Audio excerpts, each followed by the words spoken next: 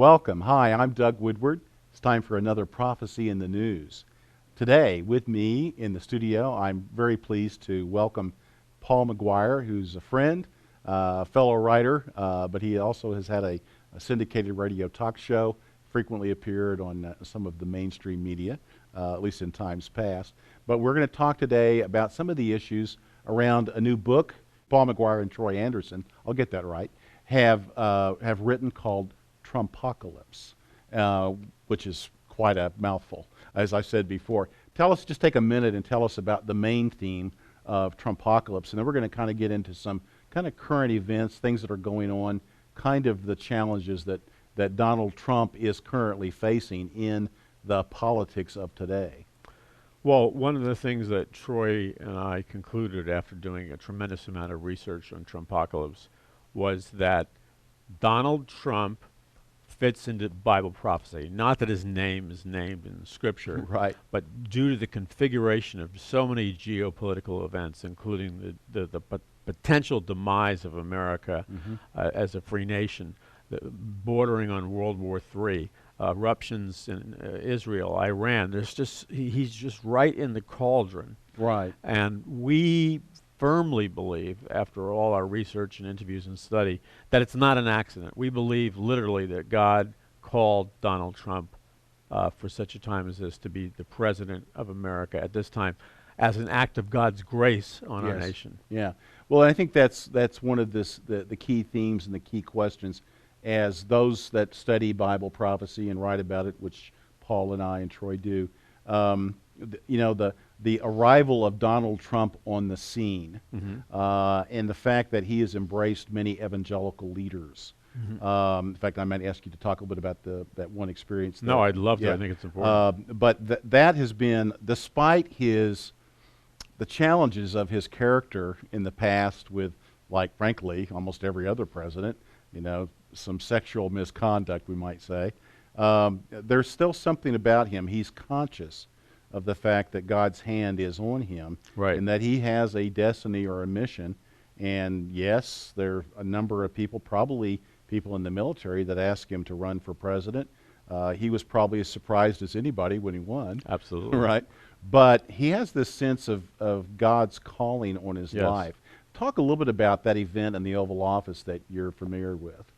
Well, that's a very important event, and as Troy and I were closing a lot of the research for Trumpocalypse, this event we encountered, and we had to get it in the book, even though we're getting ready to go to print and all that.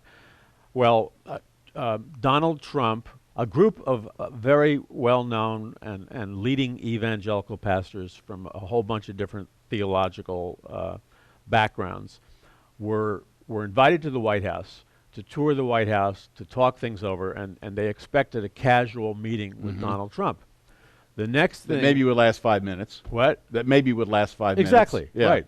But what happened was Donald Trump heard that these evangelical pastors were in the White House, and he ordered his aides to invite all these major evangelical leaders into the Oval Office and the White House. And he spent, I don't know, an hour or more with them. And it was a genuine time of friendship and exchange. He was excited to see him. Yes. So the pastor, who's very well known, I include his name in the book, was telling me blow by blow what happened, because you were on the phone with him not long after this happened. Isn't that correct? I was on the phone with him about 2 or 3 hours after it happened. Yeah. I mean, that's kind of an interesting sort of a Right. God moment. It was a God moment, because I was looking at the cover of the Drudge Report. I saw a male hand and a female hand laying hands on Trump's head and shoulders as if they were standing from his back, and I saw the other pastors in front of Trump, and I recognized that the two had similar marriage rings, and I've met this pastor and his wife, and I knew who they were from their marriage rings. So then I knew who prayed for Trump. A number of pastors prayed for them, but this particular pastor and his wife were like assigned to do the main praying. But what he said to me was, Paul, Trump was genuinely thrilled to meet the pastors. It wasn't the typical phony, staged, president meeting. I'm a Christian too. Yeah, I'm a Christian too. A little icy Me too. cold. Yeah. He was thrilled to meet them. They were thrilled to meet him. And the first thing he said Trump did when they walked into his office is he was sitting at his desk and he held up his hands like this and he goes, "Here's where the real power is." And he meant it. And what he meant is, the real power is not me.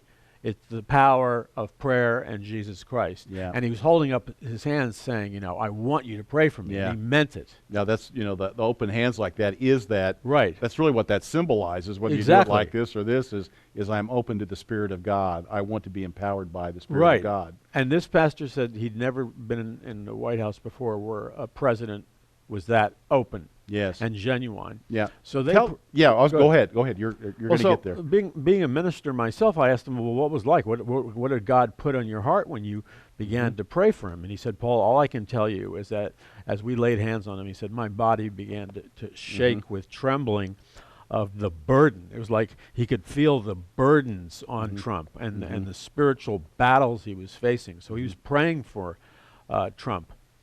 But then he shared with me a story that happened right before that they all went in to meet with Trump, which was, and he deliberately didn't name the name, which I'm glad of. Right. A very high-level Republican leader who had been in Congress for over 30 years pulled him aside in the White House and said to this very well-known pastor, and we mentioned his name and the accountant from Apocalypse. The only reason I'm not mentioning his name at this moment is for the sake of discretion on his part. It's public. He announced it. It's publicly known. But but he's going to get to a thing. He's a little controversial, but he's going to get to a thing about the impact on Trump and so forth. Right. So go ahead. So this high-level Republican leader said to this pastor that the deep state is planning to take Trump out or to remove Trump out of office. And this pastor said, well, what do you mean? Are they going to impeach him? He said, no. Take out or remove as in assassinate. So this high-level Republican leader told this leading pastor that the deep state was planning to assassinate Trump if need be. Kill him. Right. Okay? Now that's bone-chilling. Yeah. This was in the national news when Yes, he said it was this. in the national news. And then I'm not sure exactly where I fit on the timeline events, but I ended up calling him on a cell phone, and he had made some kind of initial announcement on social media, and one conservative outlet picked him up, and he was very careful with his words. And thankfully, he was very careful with his words to me because, to be quite honest, I don't want to know certain too things. much. Exactly. Right. So he told me he was very, very concerned. He was shook. This pastor was really shook up when he heard this. So I ended up talking to the pastor as he relates this, and he said, I'm struggling with what to say to the media. I'm struggling what not to say to the media. I'm going to go forward and issue more information later on tonight. And he said, Paul, after we finish talking, there's in my outer office are a whole bunch of Secret Service men who want to interview me regarding this threat. Statement. This threat against the president. Right. So we talked. He told me everything he could tell me. We put it in the book. And then he said, I have got to go now because the Secret Service have been waiting and they're getting impatient. So what he was going to do next is fill in the Secret Service. But this shook me to my bone marrow because a high-level, respected Republican leader, very respected, said the deep state's planning to assassinate Trump. Right. Okay, so the deep state being many of the high-level leaders, potentially in intelligence agencies. Yeah, the people the behind Justice Department or the FBI or whatever. Now he was very careful to not specifically. He didn't specifically state an agency or anything like that. Yeah, he didn't name an agency. He didn't name names. But it was people very powerful. Now that really bothered me, and people suspected it. But that told me just how important it is for us as Christians to stand up vocally, law-abidingly, and be watchdogs in behalf of our president. Or we may wake up one morning and find our president has been dead, and there's going to be this big story that's been concocted that sounds really believable. It's totally fabricated. Yep. No, absolutely. Well, in the context of where I wanted us to go in this program, this has been perfect. Okay. But I really want to talk about what's happening and sort of the process of what many are calling we're in the midst of a coup. You know, Right. and it's a coup that's not the sort of the military junta, all of a Right. sudden, coming into the office and seizing control and the radio broadcasting center and all that, like they do in in some of the small third world countries. Right. But it is nevertheless a power struggle and an attempt to de-seat, I wouldn't say dethrone, but de-seat a valid elected American president. Right. And there's been kind of a process that we've seen, various angles pursued by those that oppose him. Right. Talk a little bit about some of those tactics that they've kind of gone through ever since really Inauguration Day, and then we'll kind of get into what's happening right now Okay. in Washington, and we'll talk a bit about that.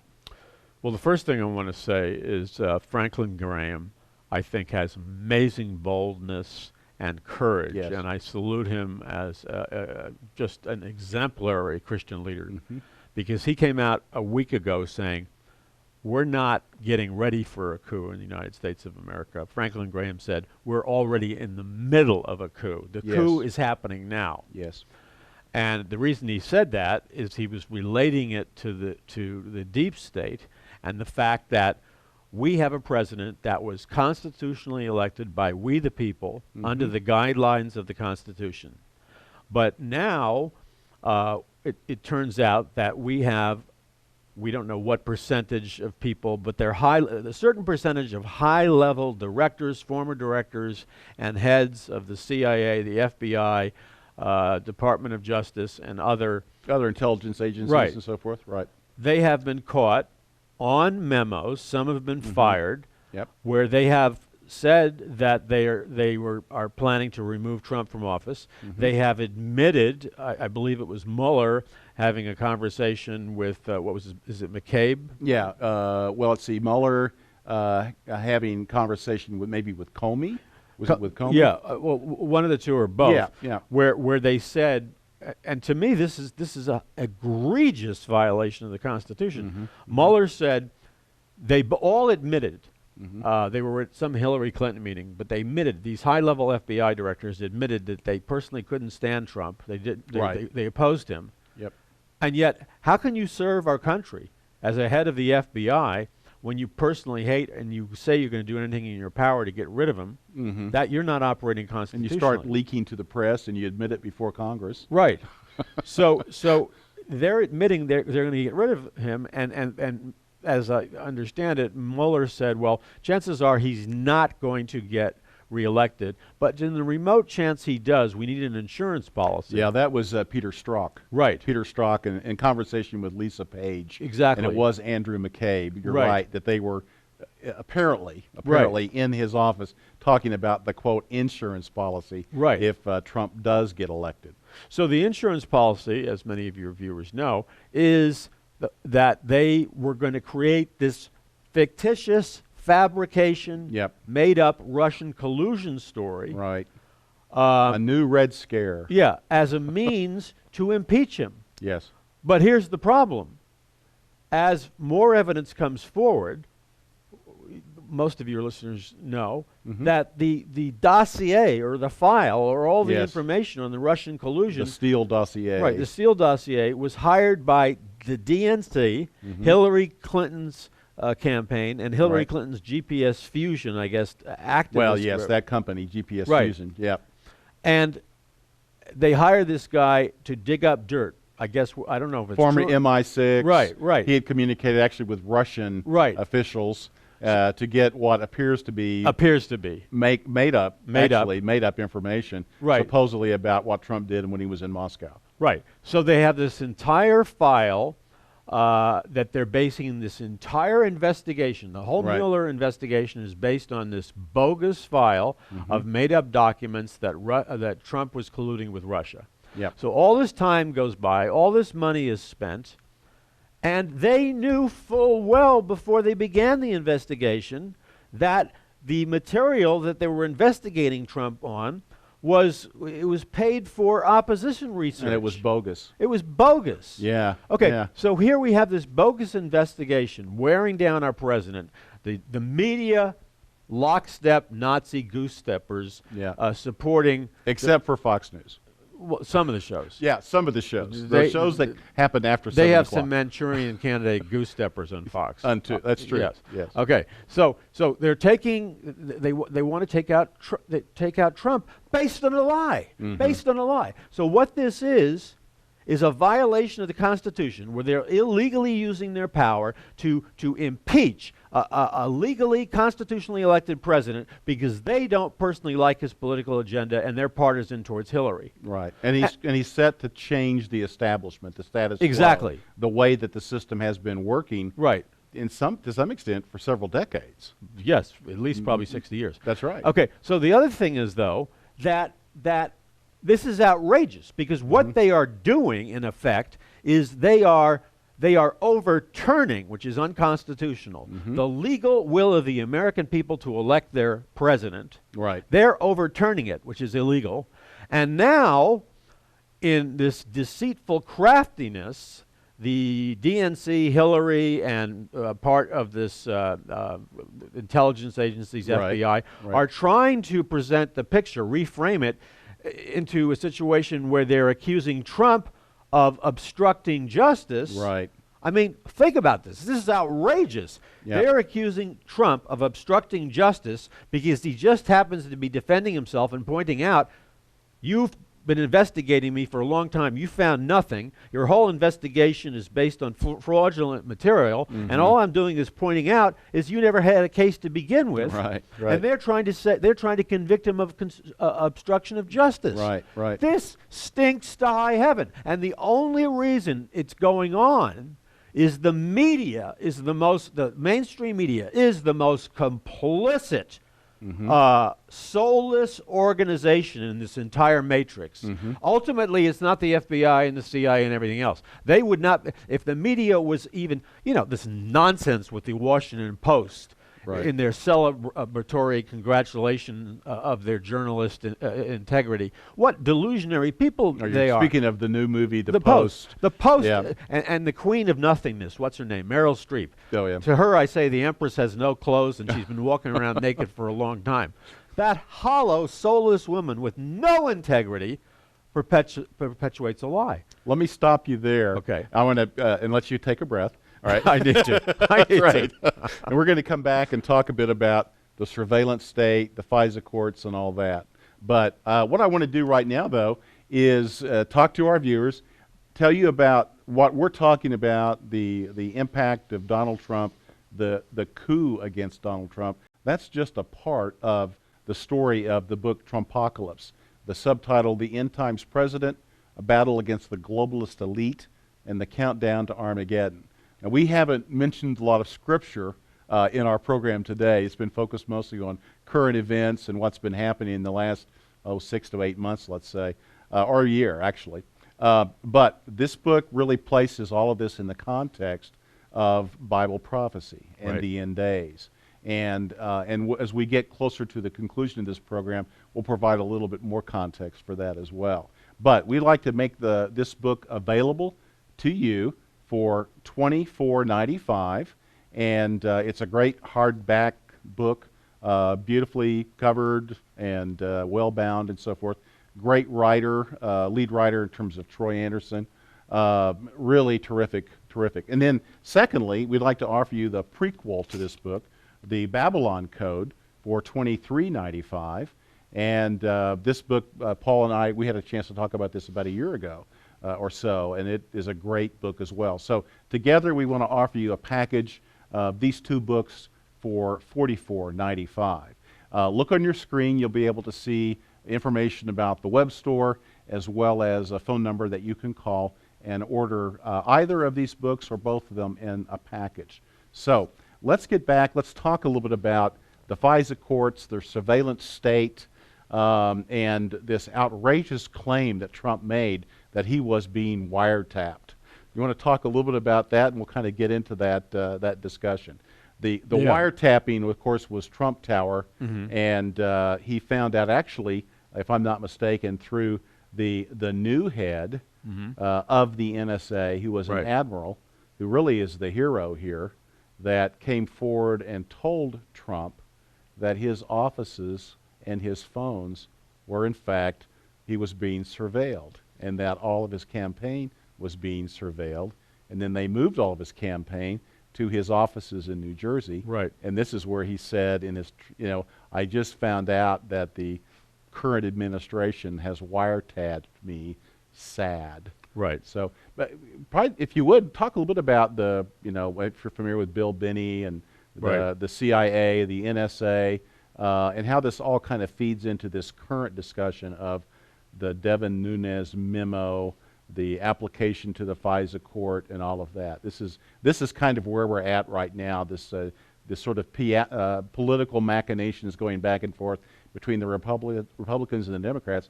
But the context of this is this coup that's happening in the government.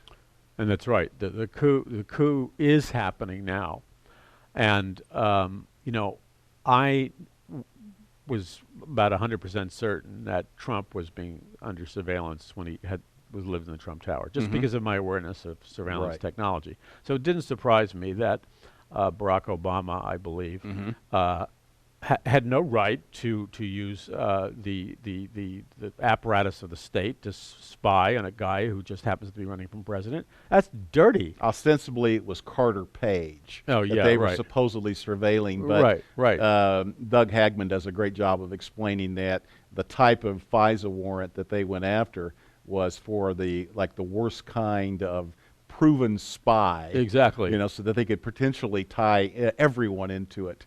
Anyone that he talked to, they could look at. Our founding fathers were Christians, and because they were Christians, they had a biblical worldview. And the primary foundation of the biblical worldview is that the Creator, God, gave us certain inalienable rights, such as life, liberty, and the pursuit of happiness. Not a police state. Right. And from that Christian worldview came ideas like we're supposed to have freedom of speech, freedom of the press, freedom of religion, and freedom from unreasonable search and seizure. Right. That would mean electronic surveillance. Right. So our government, not all of our government, but it appears there's a dangerous percentage at certain intelligence agencies and in high levels of government. We don't know what percentage there is that are actively abusing their power, and they're capturing data essentially on every American. Right. Not just metadata. Exactly. But potentially every email message. Right. Every phone call. Right. Every voicemail message. That's right. It's all there. Right. And most Americans don't understand how that can happen. Right. It's simply the principle of capturing metadata. And metadata is simply you gather every cell phone message, every fax, every text, every YouTube, anything anyone's ever done, past, or present, or future, and you store it in some massive data bank like in Utah or whatever. In Utah. And then like in the movie Minority Report with Steven Spielberg, if you have to ever use it to accuse somebody of a pre-crime, that's where you go. You can select it. So they've been using this to attack Trump with lies. And it's one lie after I believe the hand of God has been on Trump because God's people have been praying for him. Right. Because he should have been brought down. Right. Nothing has stuck, and they've tried everything. Right. Well, this gets into this issue of the FISA, using the FISA courts, Right. so that they could actually apply for a FISA warrant to do the surveillance, which was a process that turns out to be kind of a rubber stamp. Right. Right. That there is this court, but in the total of, I think it was like 20-some years, there have been like 35,000 approvals, and only 12 times I think has the FISA court said, no, we don't really want you to do the surveillance, but you can go ahead and do these others. Right. So the FISA court, as you just said, is supposed to be a check and balance for the average American citizen, anybody in America. To protect the privacy of Americans that don't need to be brought into some spy hunt. Exactly. So we're not supposed to be allowed to be spied on unless we are a genuine threat or a foreign agent. Right. And as you just said, this is a rubber stamp. They came they came before at least 4 or 5 times. They came before the FISA court they deliberately omitted.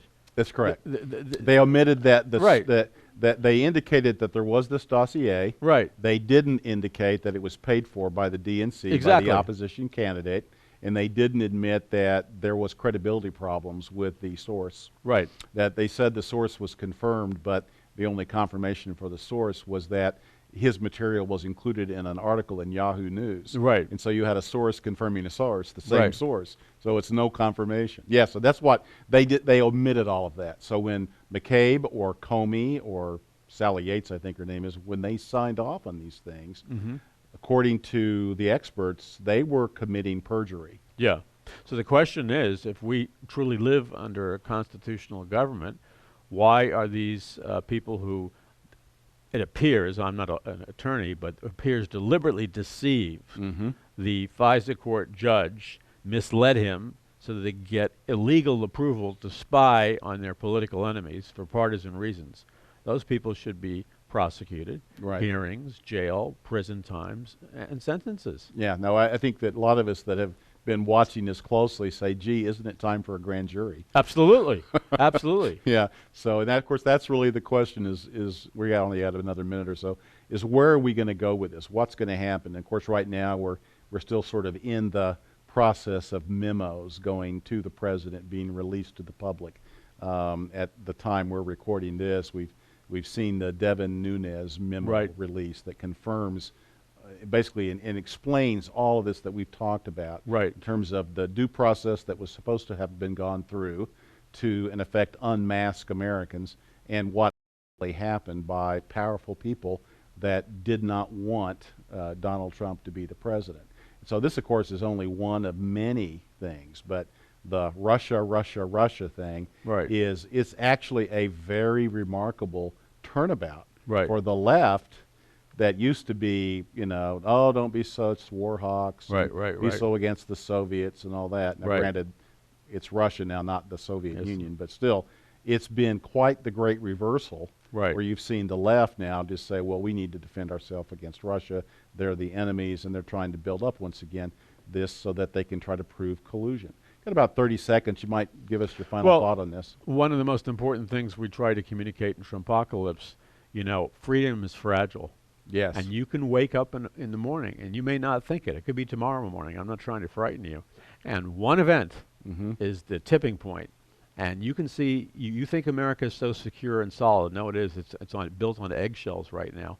One event, one manufactured crisis, and you could see us flip into totalitarian state. Please don't take your freedoms for granted, and trust in God and do what God tells you That to do. very much is I think one of the key messages of the Trumpocalypse book is that it's time for us to stand up. This may be our last chance. That's right. To see a reprieve, possibility of a restoration. But if we don't act now, it may be too late. So do your duty as a Christian. Stand up now. This is the time to put forth your confidence and your faith in the Lord God and Jesus Christ. Until we talk again, keep looking up.